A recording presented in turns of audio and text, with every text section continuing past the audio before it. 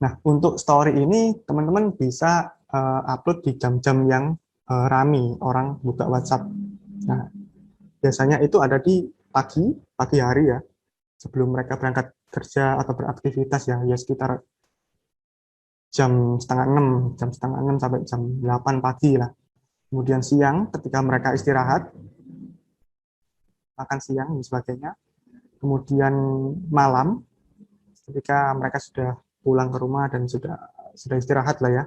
Biasanya rame-ramenya itu ya kalau malam itu bisa mulai dari jam 8 sampai jam 12 dan sebagainya itu masih ramai. Nah, teman-teman bisa manfaatkan high traffic ini di jam-jam mereka membuka WhatsApp. Oke, setelah WhatsApp interaction, kemudian teman-teman wajib menguasai dan teknik copywriting dan juga teknik closing. Soalnya apa? Waktu teman-teman gimana caranya ketika mempromosikan sesuatu jualannya teman-teman. Nah, ini agar mereka pertama itu tertarik untuk membaca. Kalau teman-teman lewat broadcast ya, tertarik untuk membaca. Karena mostly kan promosinya teman-teman kan lewat chat ya, otomatis mereka harus membaca chattingnya teman-temannya. Nah, itu gimana sih? Nah, teman-teman harus menguasai teknik copywriting. Gimana caranya agar mereka lebih tertarik. Nah, ada beberapa tips. Yang pertama adalah teman-teman gunakan storytelling. Nah, teman-teman bisa menggunakan format untuk bercerita ya. Entah itu dalam bentuk testimoni dan sebagainya. Karena pada dasarnya orang itu suka untuk mendengarkan cerita daripada mendengar sesuatu hal yang uh, apa ya, dibuat-buat lah. Kalau dengan cerita, format cerita, itu orang-orang lebih tertarik. Kemudian, misalkan gini, ada contoh copywriting juga. Teman-teman harus paham customer profile teman-teman. Jadi teman-teman customernya teman-teman ini usianya berapa sih? Kalau misalkan ibu-ibu ya, usia 30 sampai 40 katakanlah. Nah, teman-teman pikirkan di sana, apa sih yang sekiranya membuat mereka tertarik? Konten apa, konten promosi apa yang sekiranya dibaca oleh mereka, itu mereka tertarik untuk mencari tahu lebih jauh. Pun beda lagi, jika customer profile teman-teman ini anak-anak muda, katakanlah untuk beli kosmetik ya, cewek usia 18 sampai 25. Nah, itu pun juga kontennya pun berbeda. Nah, cara cara approach pesan promosinya pun berbeda. Nah, itulah kenapa teman-teman nanti butuh belajar lebih dalam tentang copywriting. Kemudian setelah mereka tertarik nih, copywritingnya teman-teman sudah bagus, mereka sudah tertarik. Nah, PR yang selanjutnya adalah teman-teman harus kuasai teknik closing. Nah, teknik closing ini agar mereka yang tertarik convert menjadi pembeli. Mereka order dan transfer ke teman-teman. Nah, ini ada tekniknya teman-teman. Jadi ada yang namanya social proof. Nah, teman-teman di teknik closing ini nanti bisa menggunakan social proof. Katakanlah ada orang-orang yang sudah memberikan testimoni dan berhasil. Kemudian teman-teman bisa gunakan teknik scarcity atau keterbatasan ya. Jadi misalkan teman-teman beli hari ini dapat diskon 20%. Nah, seperti itu contohnya. Atau hanya untuk 50 orang pertama diskonnya. Nah, seperti itu teman-teman. Nah, teman-teman harus, nah ini banyak sekali teknik closingnya. Nah, teman-teman harus kuasai ini. Ini satu paket ya, copywriting dan closing. Nah, apabila teman-teman bisa menguasai ini, insya Allah nanti closing rate atau potensi penjualan teman-teman akan naik. Nah, yang terakhir adalah gunakan tool WhatsApp otomatis. Nah, ini ya sangat-sangat berguna sekali teman-teman untuk kita agar kegiatan kita ini nggak melulu manual, nggak melulu semuanya kita lakukan secara manual, katakanlah untuk follow up, untuk broadcast, dan sebagainya. Nah, dengan tools WhatsApp otomatis, WhatsApp pun sendiri membuka API ya. Artinya API ini ya semacam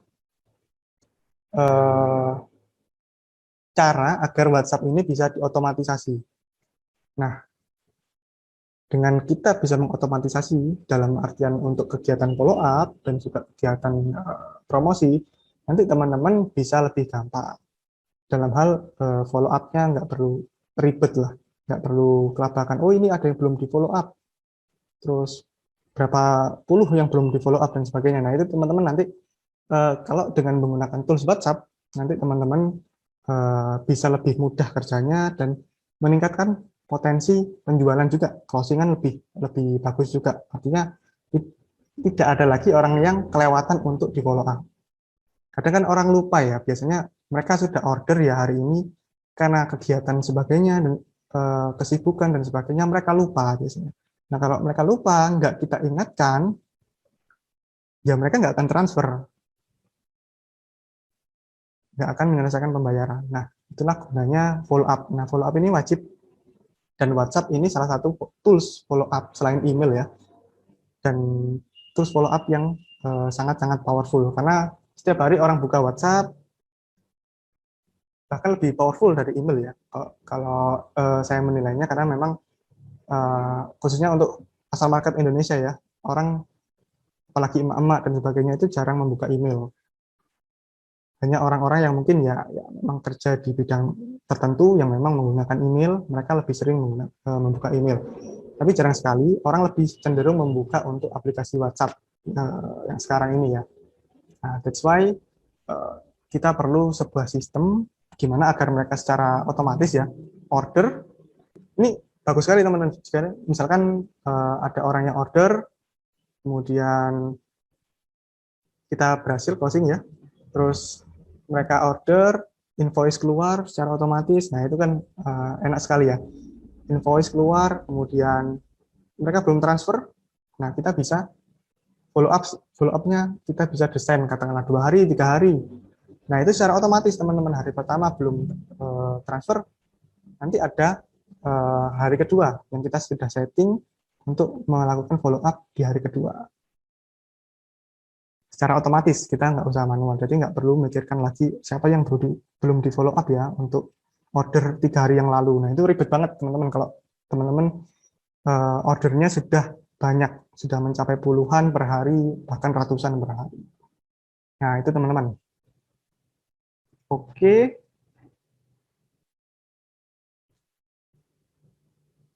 Oke, untuk sesi ini sementara itu dulu teman-teman. Mungkin kita buka sesi pertanyaan dari teman-teman. Mungkin saya kembalikan ke Mas Heri ya. Silakan Mas Heri. Oke, mantap banget nih materinya Mas Rizal. Mudah-mudahan teman-teman tadi udah nyimak banyak ya tentang WhatsApp, taktik WhatsApp marketing. Nah, tadi udah banyak pertanyaan juga nih Mas Rizal yang masuk ke kolom komentar yang ada di Facebook grup kita. Mungkin saya akan bacakan satu persatu, dan ini tidak mungkin saya ambil semua ya teman-teman, jadi saya pilih beberapa yang mewakili pertanyaan dari rekan-rekan semua, dan saya akan coba bacakan. Mungkin yang pertama yang paling basic banget dan paling penting menurut saya juga, dari Nurhalija Lija. Nah, pertanyaannya adalah, Kak, bagaimana cara menambah kontak WA supaya lebih banyak dan luas? Apakah harus buat giveaway atau gimana? Nah, gimana Mas? Oke. Banyak caranya sebenarnya. Dan itu juga tergantung dari segmen market teman-teman nih. Kalau misalkan ibu-ibu ya, kalau misalkan ya mungkin emak-emak segmentasinya itu akan beda dengan bapak-bapak, katakanlah seperti itu, atau yang lebih muda seperti itu. Nah, itu teman-teman, kalau saya bisa jawab, kita nggak bisa memastikan ini yang lebih bagus. Itu harus teman-teman sendiri yang tes. Jadi teman-teman harus tes nih.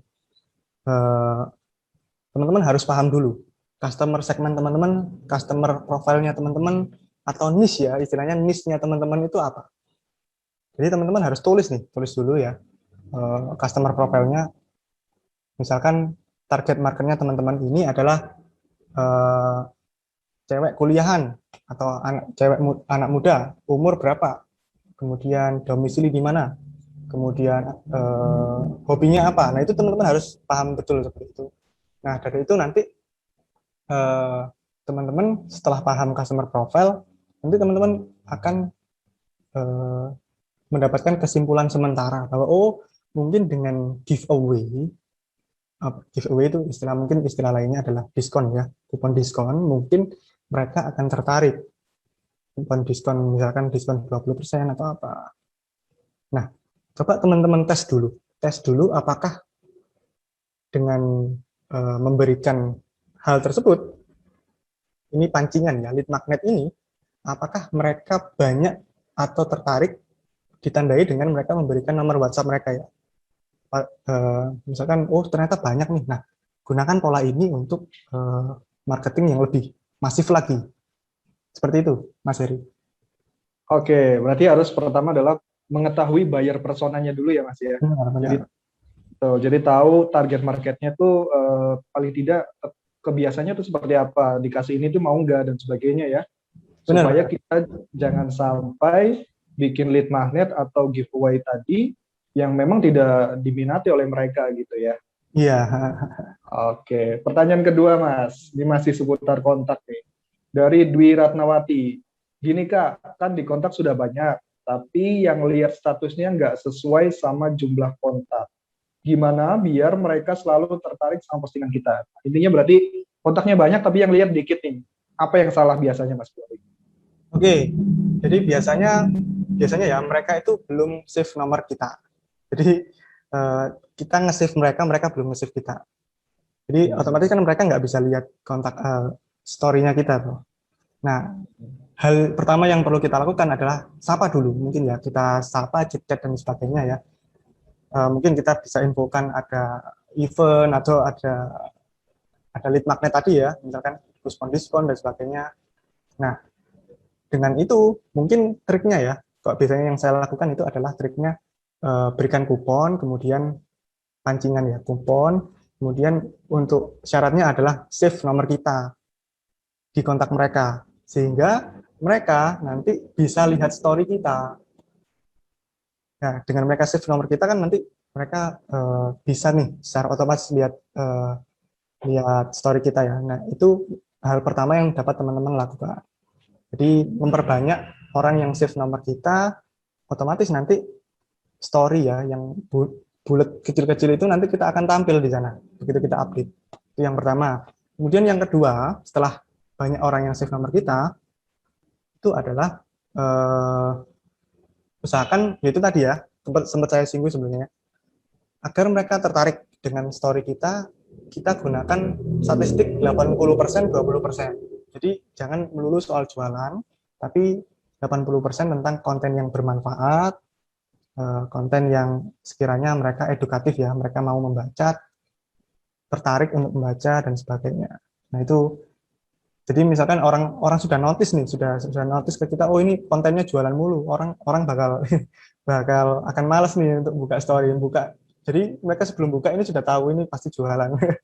Nah itu jangan sampai seperti itu. Nah artinya kita soft selling lah ya, soft selling dengan konten edukasi dibarengi nanti ya 20% untuk jualan, boleh seperti itu.